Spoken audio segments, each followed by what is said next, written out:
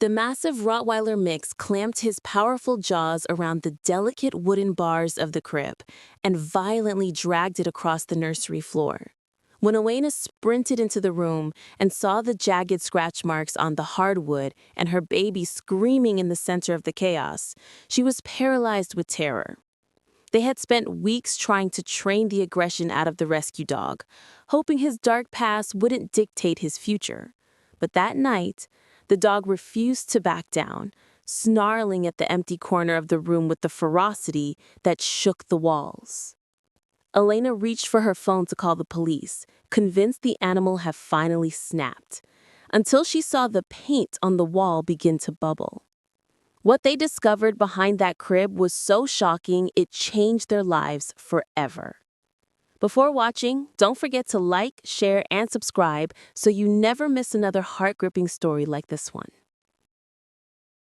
The nights in the Miller household had turned into a battlefield of exhaustion and frayed nerves. 3-month-old Leo had colic, a relentless, piercing cry that seemed to drill directly into the center of Mark and Elena's skulls. Sleep was a distant memory, replaced by a gray fog of caffeine and resentment. But the baby wasn't the only source of tension.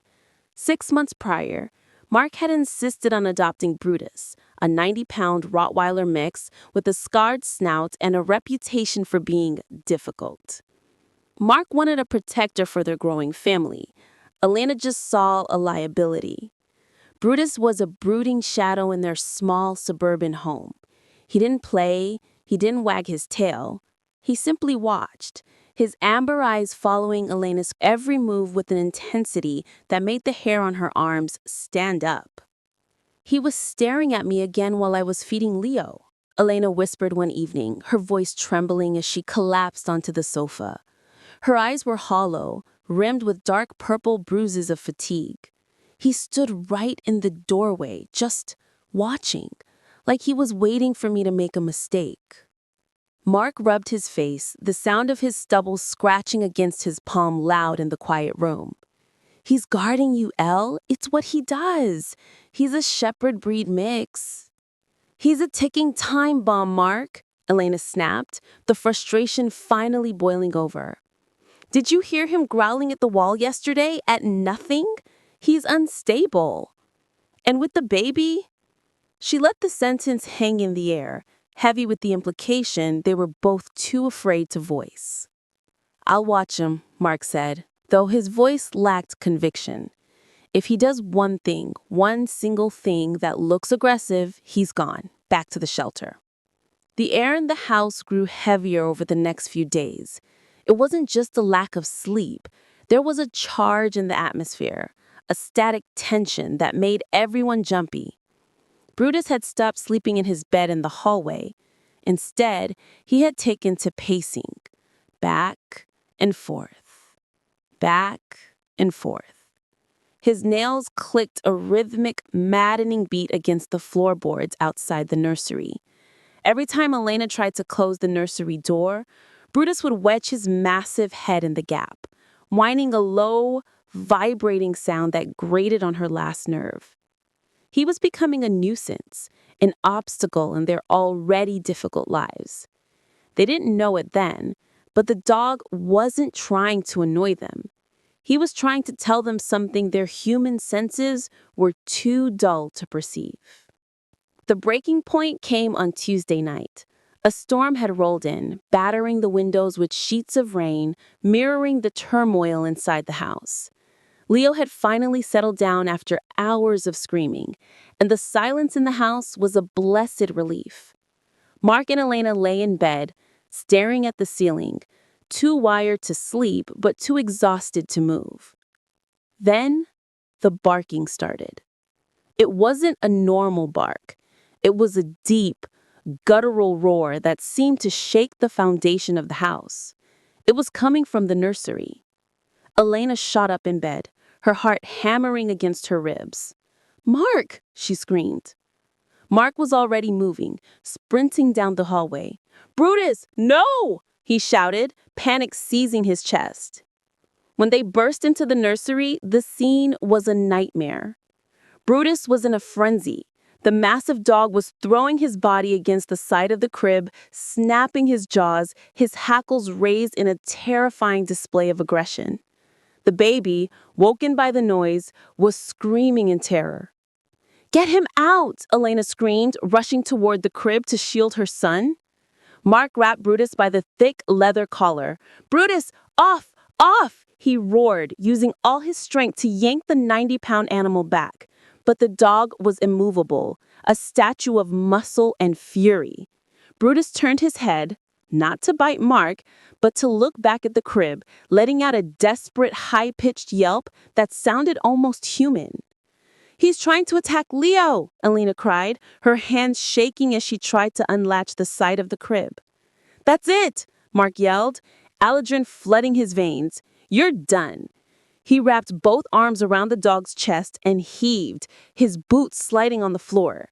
He managed to drag the dog a few feet back, but Brutus fought him with the strength Mark had never seen. The dog wasn't attacking them. He was fighting to get back to the baby. For one terrible second, Mark considered running to get his gun from the safe. He thought the animal had gone rabid.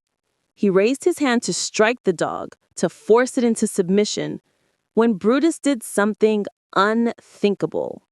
The dog lunged forward, broke his grip, and clamped his jaws onto the wooden leg of the crib. With a violent jerk of his neck, Brutus dragged the heavy furniture, baby and all, 3 feet away from the wall.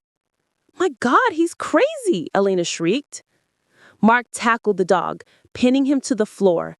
"Get Leo! Get him out of the room, now!" Elena scooped the sobbing infant from the mattress and sprinted for the door. Mark held the struggling dog down, his own breath coming in ragged gasps. He looked down at the dog, expecting to see bloodlust in those amber eyes. Instead, he saw fear. The dog stopped fighting the moment the baby was out of the room. He went limp under Mark's weight, panting heavily, his gaze fixed intently on the spot where the crib had just been. Mark followed the dog's gaze. That was when the smell hit him. It wasn't the smell of a dirty diaper or wet dog. It was sharp, acrid, and chemical.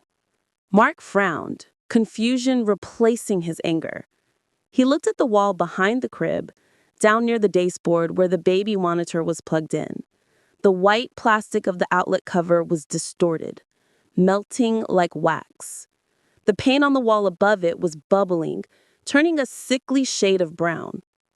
He placed his hand 6 inches from the dye wall and pulled it back instantly. The wall was radiating an intense, blistering heat. "Elena!" Mark screamed, his voice cracking. "Get out of the house! Now! Fire!" Panic, absolute and primal, took over. The realization hit him like a physical blow. The fire wasn't visible yet, but it was raging inside the walls, climbing up the studs, right where Leo's head had been resting only seconds ago. Mark grabbed Brutus by the collar, gentle this time, and scrambled backward. "Come on, boy, let's go." They tumbled out of the nursery and down the stairs just as the smoke detector finally pierced the air with its high-pitched shriek. They burst out the front door into the rain, joining Elena, who was huddled under the porch light, clutching Leo to her chest. "What is it?" she cried, seeing the tear on Mark's face. "Electrical fire, inside the wall, behind the crib." Within minutes, the wail of sirens cut through the storm. 2 fire trucks and an ambulance screeched to a halt in front of their home. Firefighters in heavy gear rushed inside, axes and hoses in hand. Mark and Elena stood in the driveway soaked to the bone, watching their home with wide, fearful eyes. Brutus sat between them, stoic and calm, the rain plastering his fur to his side.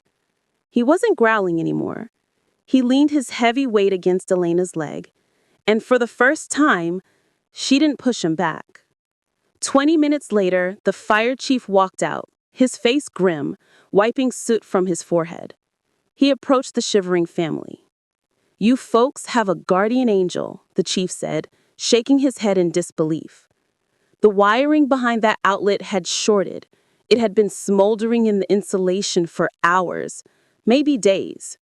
It was burning hot enough to ignite the drywall paper. He pointed a gloved finger toward the house. That crib, it was right up against the hot spot.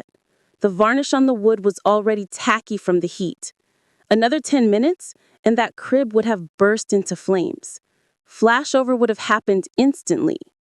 Mark felt his knees buckle. He reached out to steady himself on the ambulance bumper. "We didn't smell anything," he whispered. "The detector didn't go off." Smoke was trapped in the wall cavity, the chief explained. It wouldn't have triggered the alarm until the fire broke through the drywall. By then, he looked at the sleeping baby in Elena's arms and didn't finish the sentence. If that crib hadn't been moved, the outcome would have been tragic. How did you know to move it?